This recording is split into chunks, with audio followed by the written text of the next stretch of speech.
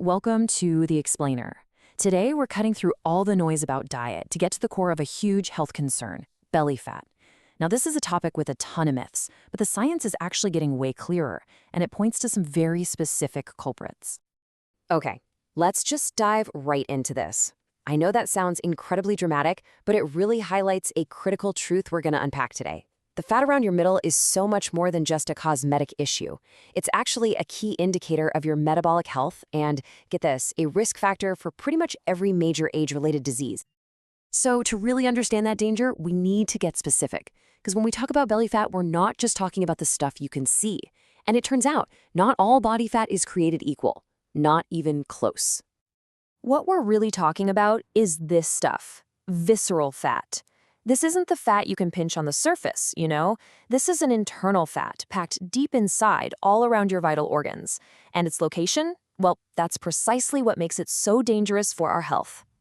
For the longest time, we kind of thought fat was just this passive storage unit for extra energy, like a closet you shove stuff into. But the new science makes it really clear.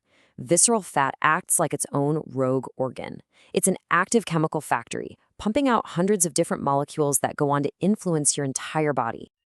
And those molecules it's producing, well, they're basically inflammatory signals and hormones that are directly linked to the biggest health threats we face today. This fat is driving chronic inflammation, it's disrupting your hormones, it's impacting your brain chemistry, and it's creating the very conditions that lead to diseases like dementia, heart disease, and diabetes. Okay, so if this visceral fat is so bad for us, what specific foods are actually helping to create it? Well, research points to a few key categories that are particularly good at packing on this specific type of internal fat. You know, the common thread with all of these foods isn't just that they have calories.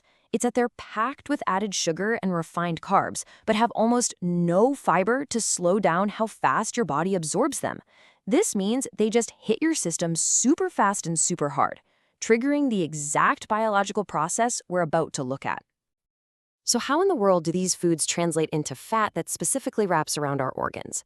Well, the answer lies in our hormones, particularly one really powerful hormone that acts like a traffic cop for all the energy in your body. Two key concepts really explain this process perfectly. You've got the glycemic index, which basically measures how quickly a food spikes your blood sugar, and then energy density, which is just how many calories are crammed into a certain amount of food. So check this out.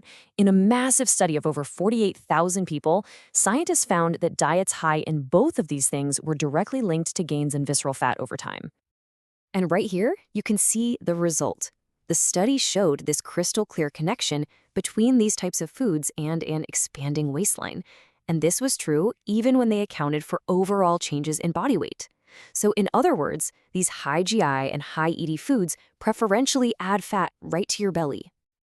So when you eat or drink high glycemic index foods like liquid sugar or refined flour, they get absorbed almost instantly. This causes this huge surge in your blood sugar, and your body, trying to protect you, responds by releasing a flood of the hormone insulin to deal with it all. Now, here's what's so essential to get. Insulin's number one job is to get that sugar out of your blood as fast as possible. And its most efficient way to do that is to basically yell at your body to store that fuel. It opens the gates to your fat cells, especially those visceral fat cells around your middle, and just shoves all that excess energy inside for storage. And this quote just captures the trap so perfectly. High levels of insulin don't just put fat into the cells, they essentially lock the gate behind it. This makes it incredibly difficult for your body to then access and burn that stored fat for energy later on. It's stuck. This whole hormonal mechanism shows exactly why that old way of thinking about weight management is so incomplete. Just thinking about calories in, calories out misses the most important part of the story. It is time for a huge shift in our thinking.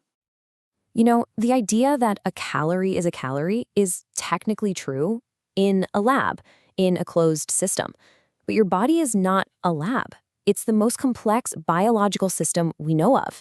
And inside your body, calories aren't just simple units of energy.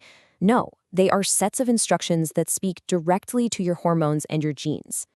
I mean, think about it this way. 1,000 calories from soda and 1,000 calories from broccoli send wildly different messages to your body.